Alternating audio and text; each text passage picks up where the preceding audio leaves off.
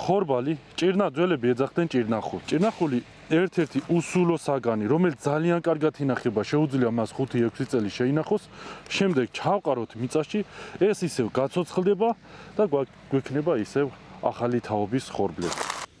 ანზორ მაისურაძეს 18 წელია ქართული ხორბალი მოჰყავს. ასე აგრძელებს ბიოფერმერი 8000 წლოვან უწყვეტ კულტურასა და ტრადიციას, რომელიც წინაპრებმა შემოგვინახეს და რომელსაც სულ ცოტა ხნის წინ იუნესკომ კაცობრიობის არამატერიალური კულტურული მემკვიდრეობის სტატუსი მიანიჭა. ძალიან საინტერესოა, რომ ჩვენ ხორბალს, ჩვენ ენდემებს თუ ადგილობრივ ხორბლებს აქვთ არა მარტო ადგილობრივი სტატუსი, არამედ მსოფლიო მნიშვნელობის და საერთაშორისო სტატუსი, რაც დაადასტურა იუნესკოს გადაწყვეტილებამ. ვეწევით ქართული ხორბლების წარმოებას, გადამუშავებას და მიწოდებას. ვარ ბიოლოგიის დოქტორი და ვეცნობოდი ხორბლების ირგვლივ ყველაფერს. ერთ-ერთმა მეცნიერმა გითხრა, რომ ძალიან კარგი იქნება თუ ვინმე ამის წარმოებას დაიწყებს, განსაკუთრებით წითელი დოლი იყო, რამდენიმე კვადრატი ჰქონდა.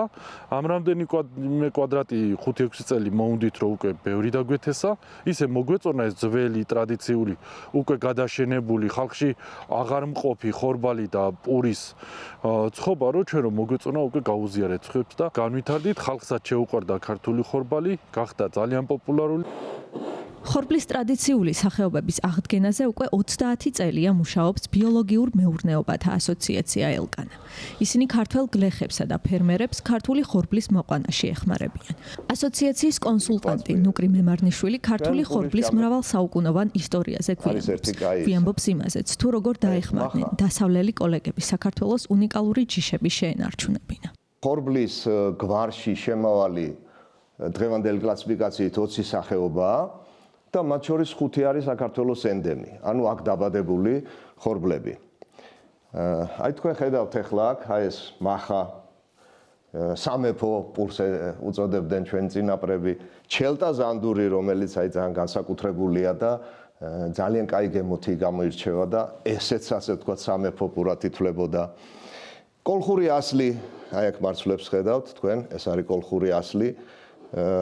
დიკა, აი ესუ სახეობებია ჩვენი ქართული ხორბლების. ცოტა ძნელი საწარმოებელია ეს ხორბლები.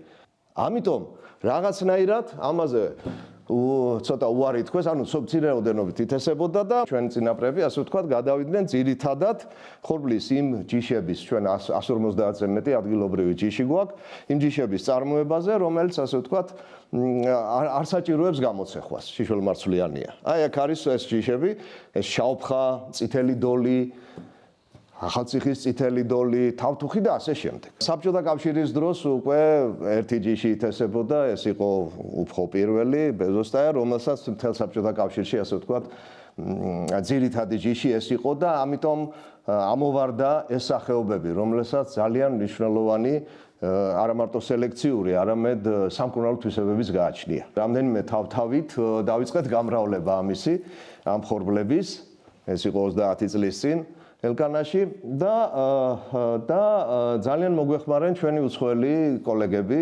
მეცნიერები, ფერმერები.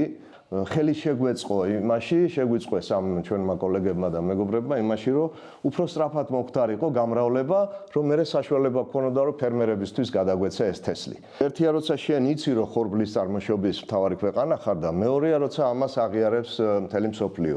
ეს მსოფლიო აღიარება კი 10 დეკემბერს ნიუ-დელიში ოფიციალურად გაფორმდა. იუნესკოს არამატერიალური კულტურული მემკვიდრეობის დაცვის მთავრობათა შორისი კომიტეტის მე-20 სესიაზე საქართველოს დელეგაციაც იმყოფებოდა. ეს არის ძალიან დიდი აღიარება ზოგადად ქართული კულტურული მემკვიდრეობის.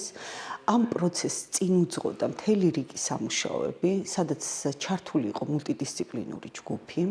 პირველ რიგში ის, რომ მეხორბლეთა ასოციაციის მიერ მოხდა ინიცირება თავად ამ ნომინაციის, რომ ობიექტს მინიჭებოდა არამატერიალური კულტურული მემკვიდრეობის ძეგლის სტატუსი, 2024 წელს მიენიჭა მას ეს სტატუსი და ამ პერიოდიდანვე დაიწყო მომზადება იუნესკოს წარმოადგენლობით ნუსხაში შესატანად ამ ნომინაციის.